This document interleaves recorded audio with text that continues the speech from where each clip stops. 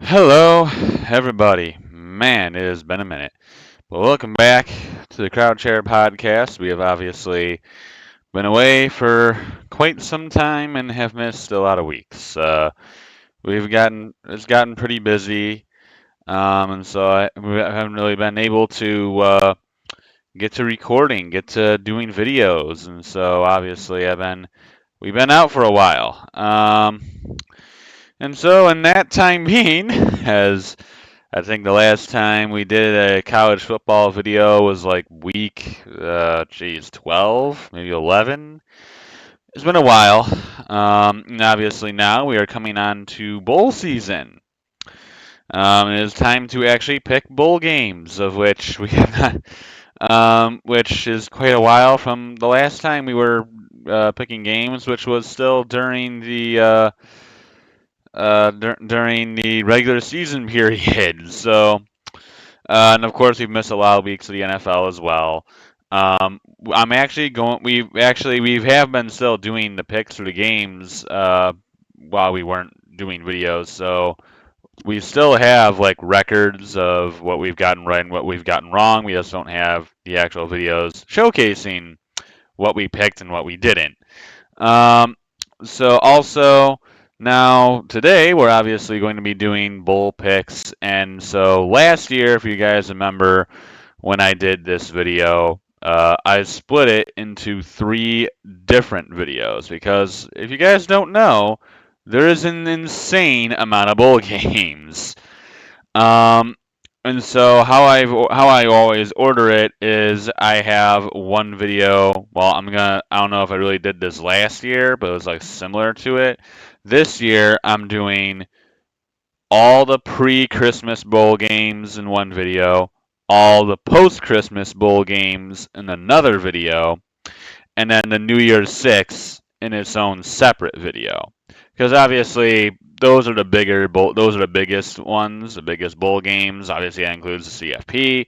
So those are the games I think most people are going to pay attention to more so than the other ones. But the other bowl games are still fun games and still are games that people will end up watching because they're on. For the second half, you got games like Arizona and Oklahoma, which is a pretty good one as well. So, I mean, you still got some solid games in there, even without the CFP. So, it's not like you're completely deprived of good games. Anyways, let's get into this video as, man, we have a lot of bowl games to do, and I honestly don't want to be here forever. So, let's just get into this video and get started. So first off, to start off bowl season, we actually will have Georgia Southern at 6-6, or not really heading on the road. None of these are road games. Well, one is, but that's gonna be later. Georgia Southern or Georgia Southern against Ohio. I'm used to saying on the road, and I'm like, nope, these aren't road games. This is just a bowl game. But the Myrtle Beach Bowl, Georgia Southern and Ohio. Look, I'm not someone who really knows much of anything about any of these group of five schools. Like, I don't know anything about Georgia Southern. I don't know anything. Well, I know a little bit about Ohio. I know absolutely nothing about Georgia Southern, which is really going to be the case for a lot of these bowl games for me because obviously I pay way more attention to the big Power 5 schools than I do to podunk little Georgia Southerns and Ohio's of the world. So I normally see more so teams like, UCLA, Syracuse, Georgia Tech, Utah, Minnesota, Northwestern, Kansas. Like, those are teams that I normally would see. Ohio, not really one of them. Georgia Southern, certainly not one of them. And if I did, it would be much earlier in the year, like, week 2 when they're playing like Bama or something like that. So, obviously, this is not really my area of expertise. I don't know nearly as much as probably some other people would who actually pay attention to these schools. But what I do know is Ohio is a very tough defense. This defense, they give up the fifth least points in the country, They're number 4 in yards allowed. This is a tough defense, and I give the edge to the Bobcats. I think they're the Bobcats, but I give it to Ohio. They have that stingy defense, and obviously, the saying goes, defense wins championships. It didn't win anything for Ohio, but it'll win on the Myrtle Beach Bowl. So give me Ohio to start off bowl season with the bang, and they get themselves a win in bowl game number 1. The cricket, we have the Celebration Bowl. I'm not calling it the. I'm just sticking with what the actual uh, I'm just sticking with what the actual name of the bowl is, not like, what the sponsor is. So this is a Celebration Bowl. You guys can see who the sponsor is, but I'm just saying what the actual bowl game is, not what the stupid, sponsor is. Anyways, Celebration Bowl, Howard and Florida A&M. I know absolutely nothing about these teams. I simply just saw that Florida A&M was 11-1 and Howard's 6-5. So I said I think Florida A&M should be a pretty safe pick, so I'm going Florida A&M. I have never watched either one of those two teams. I don't even know who they played. Next we have Jacksonville State and Louisiana in the New Orleans Bowl. Now, technically, that's kind of a home game for Louisiana, as New Orleans is Louisiana. But Jacksonville State has had a pretty darn good season. They have actually played very well and have looked very sharp all year long. This is the number 5 running rush offense in the country. Um, Jacksonville State's had a very solid season. They play, of course, in the CUSA. This was their very first season. Louisiana, obviously, UL Lafayette, Louisiana, that's the same thing. They just call them Louisiana. They play, of course, in the Sun Belt.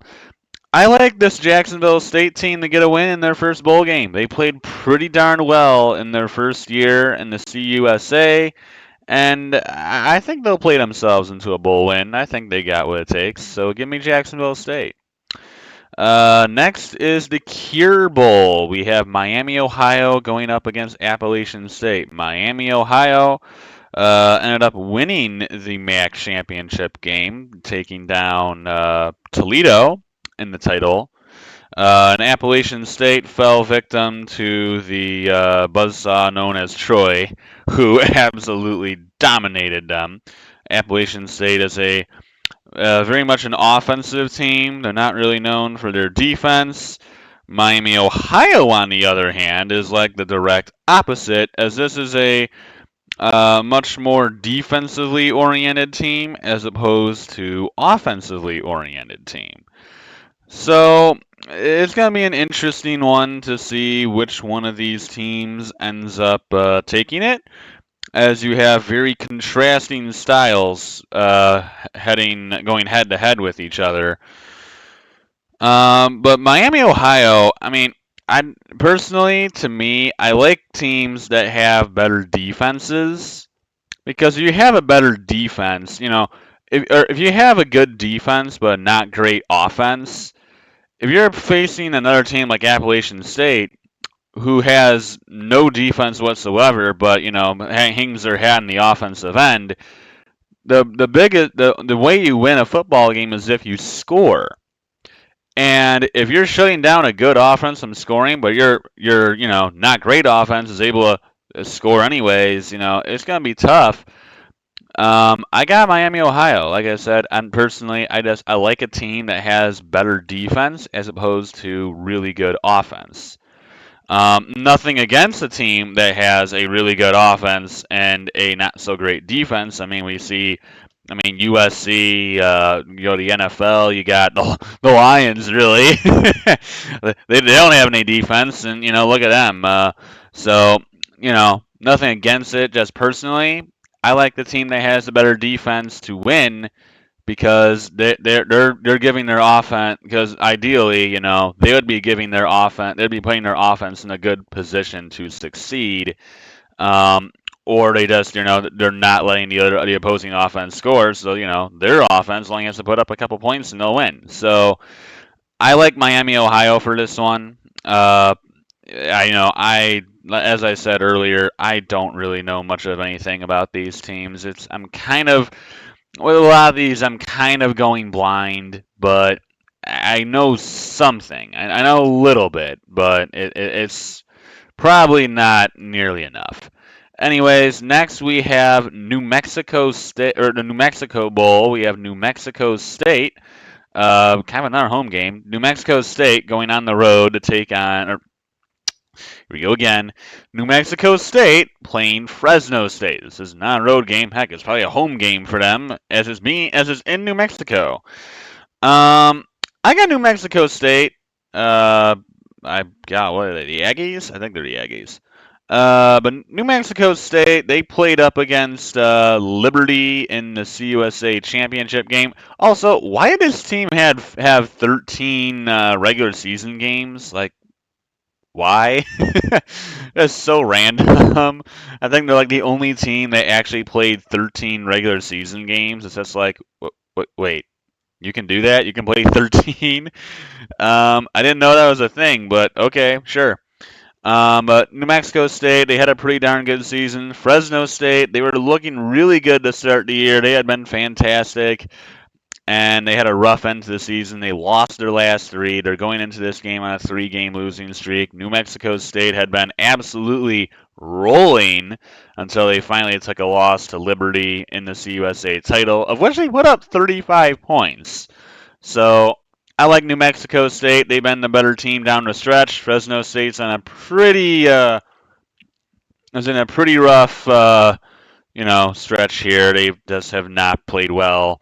So I got New Mexico State in a win here. They knock off the Bulldogs of Fresno State. Next is UCLA and Boise State in the LA Bowl. UCLA and Boise State. Now, as most of you probably know, with a lot of these bowl games, lots of people end up, either opting out, will opt out, they will transfer, or will simply on some occasions just say, yeah, I don't want to play this game, I don't want to end up getting hurt. And that's the part that really makes a lot of these bowl games so hard to pick, is because these teams are missing their best players or are missing big parts of their teams, and you don't know what the backup's like. You don't know who the next guy up is like. And so you're kind of going in and, kind of similar to me just picking the random power group of five games. You're kind of going into it blind because you don't know who the next guy is and you don't know what he can do. And that's a situation here with these two. Boise State lost their starting quarterback. He entered a transfer portal, transferred to Arkansas. UCLA lost their defensive coordinator. That's another thing. Coaching obviously goes and will go elsewhere. But UCLA's defensive coordinator also is no more. He ended up leaving for, ironically, crosstown rival USC to be their defensive coordinator. Come to mention him, he's actually the son of Anthony Lynn, the former Charger head coach who was the offensive coordinator for the Lions. Did not know that until I read the article. Pretty cool. Anyways, UCLA defensive coordinator's gone. Their best edge rusher was Latu, or however you say it. He's not going to play in this game, as he has decided, as obviously he's going to the NFL draft. He is not. He's skipping the bowl game, to avoid injury. And of course, UCLA also doesn't have its starting quarterback. Dante Moore is in the transfer portal, and who knows where he'll be. He hasn't gone anywhere yet, as far as I know. Haven't seen anything. But obviously he's not playing. They've played Ethan Garbers a lot too, though, so I'm not really sure how big of a deal that is. It says it's interesting because they both have lost several pieces. I'm going to go with UCLA still because I think they're just a slightly better team. Plus, Boise State is actually without its quarterback that's been playing all year long. So I think that's kind of tough for Boise. Give me UCLA, though, to win this one. It'll probably be interesting. It normally is. But I got Bruins taking that one. And then we have the Independence Bowl with the Cal Golden Bears and the Texas Tech Raiders, both 6-6 teams. Texas Tech actually, I think they lost their starting quarterback to the transfer portal, Tyler Show, whatever it is. I don't remember how you pronounce his last name, but he has transferred to Louisville. Of course, he's more hurt than he is healthy, so they've kind of played without him for a good portion of the season. These are both teams that kind of made last second runs to get themselves bowl eligibility. Both of them 6-6. This is kind of a flip a coin. Who the heck knows? I got Texas Tech. They're a little bit of a better offense.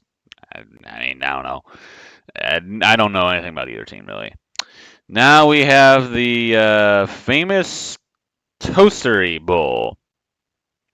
Okay. Western Kentucky playing Old Dominion. Western Kentucky is a lethal offense. I'm pretty sure.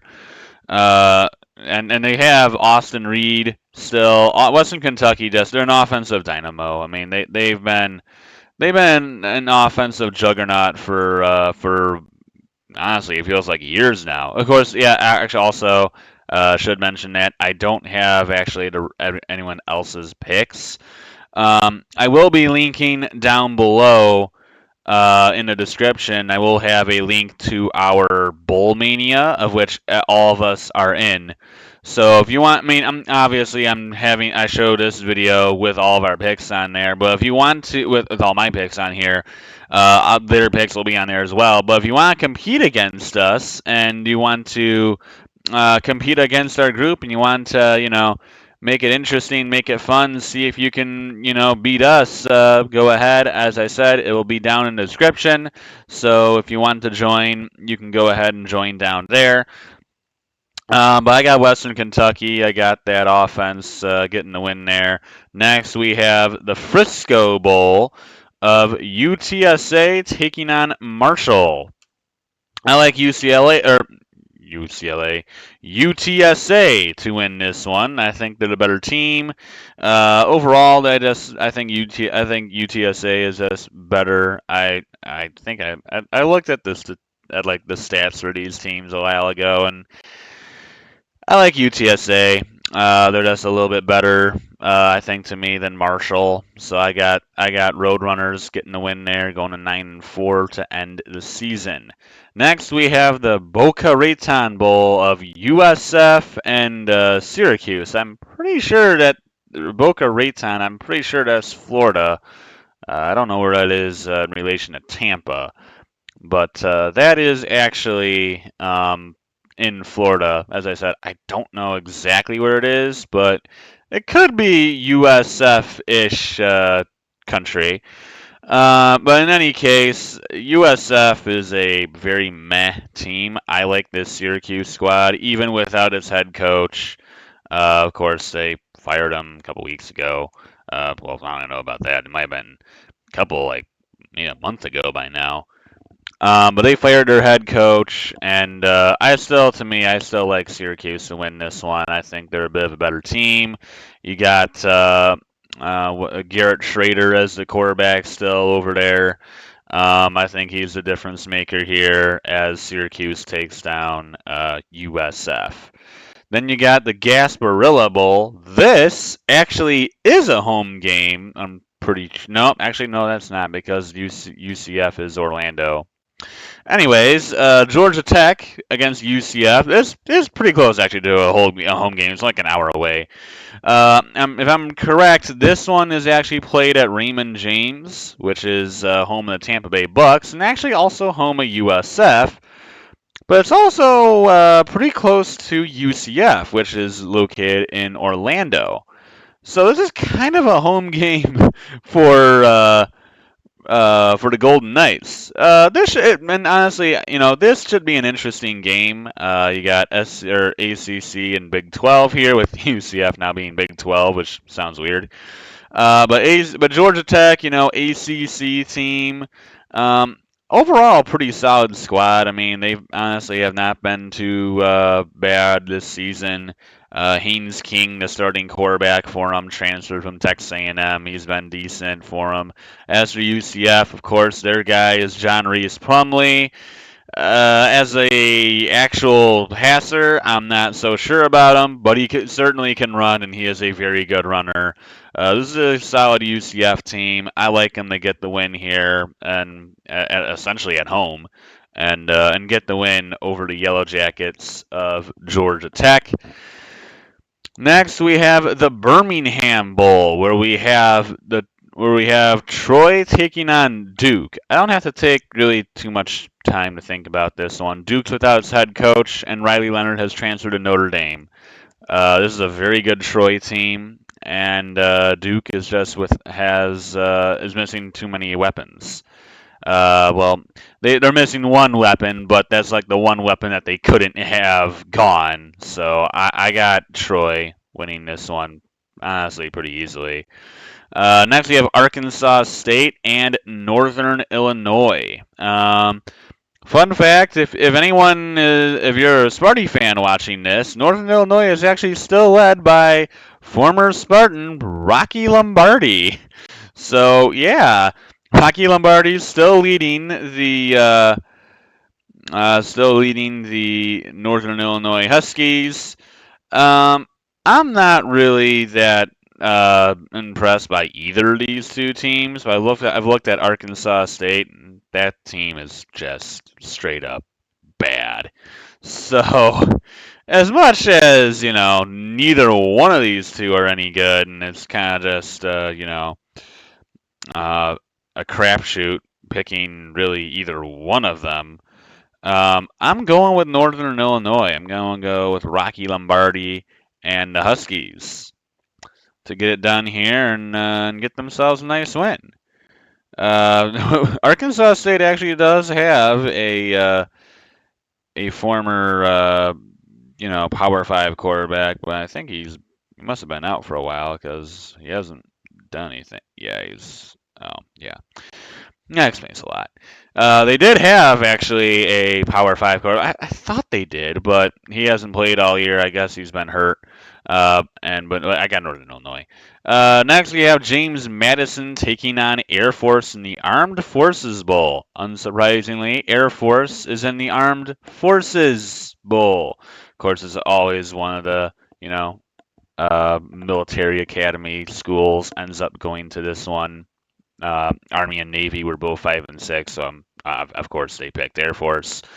Of course, they also get the privilege of taking on James Madison, who has been a dominant team this year, other than one outlying loss to Appalachian State in overtime.